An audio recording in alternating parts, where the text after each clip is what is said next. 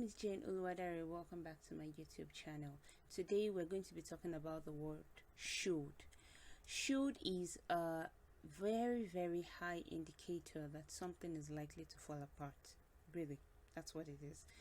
The more shoulds you have showing up in your plan, the more likely that there are too many moving parts, which means that things might not go the way you expect them to go. And this gap between expectation and reality leads to frustration. So how do you deal with this gap?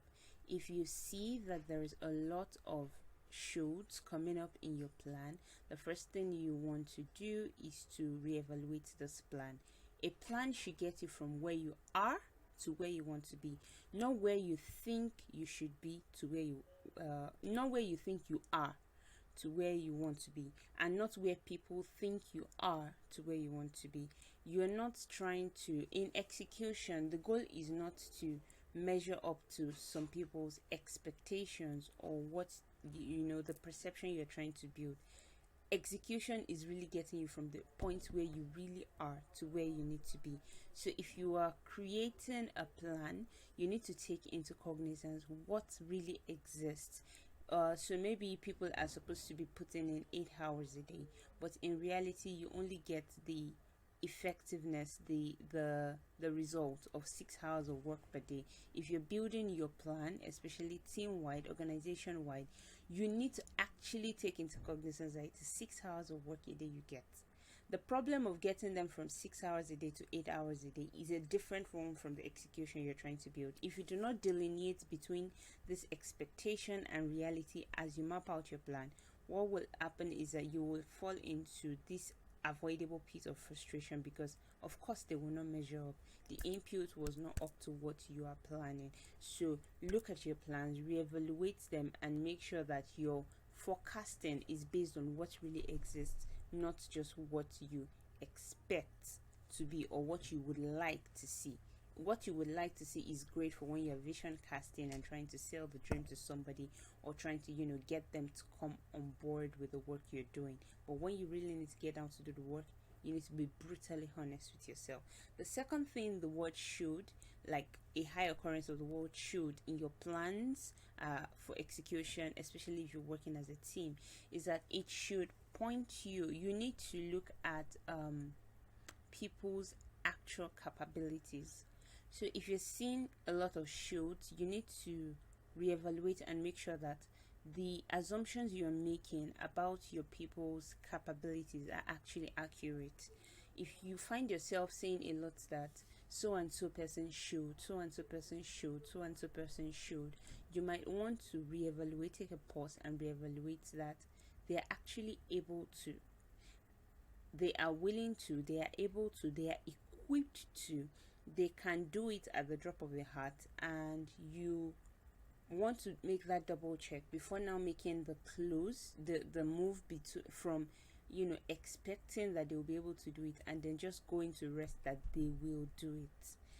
That gap, a lot of times our subconscious is trying to warn us that we are banking our plan on an assumption that a certain person will deliver at a certain level, but our subconscious does not fully trust that they will deliver at that level. So you find yourself saying should a lot. And so if you're going to close that gap, you want to confront that with the fact, does this person actually measure up to this level? If they do, then you trust them to do their job and your subconscious can be put at rest. If they don't, then you can make room in your execution plan to make sure that they are upskilled or they are supported, or both. I almost always advise both, because even if somebody is upskilled, they still need to gain expertise and mastery over that thing that they just did. Now, the third major thing that a lot of shoulds in your plans would indicate to you is money flow. Sometimes this is dicey. Sometimes you're seeing a lot of shoulds, and it's simply because you need money or resources, some sort of external resource to get your plans rolling, and it may not be fully within your locus of control. Sometimes it's the inflow of resources depends on how your customers behave, whether they buy, whether there's an influx, whether the investors put in money, whether somebody, maybe it's even an output from another team, and so that is not within your locus of control. And if it is in this bucket, should is understandable, there might not be much that you can do about it, but you also need to acknowledge it, like make sure that this is where the shoulds are coming from, and then see what you can do to mitigate against the wild factors that are not fully within your control. How can you mitigate it? How can you control it? How can you bring the locus of control closer to where you can actually act on something and influence it? So that said, should is an indicator or a measure. It's not a goal. The goal is not to say, oh, I'm not going to be using a lot of shoulds. Now, I did that purposely in this video. I don't know if you noticed, there were times when I said should and I flipped it and said something different, used a different word. Now, this is a prime example of how some of us sometimes behave. We notice that we are seeing a lot of should, so we start to replace it with a different word. That's not the goal. The word should is a measure for you to check in with your subconscious and what it is telling you. The goal is not to say, okay, I'm only going to use 2 should. It's not a goal. It's not a goal that you set.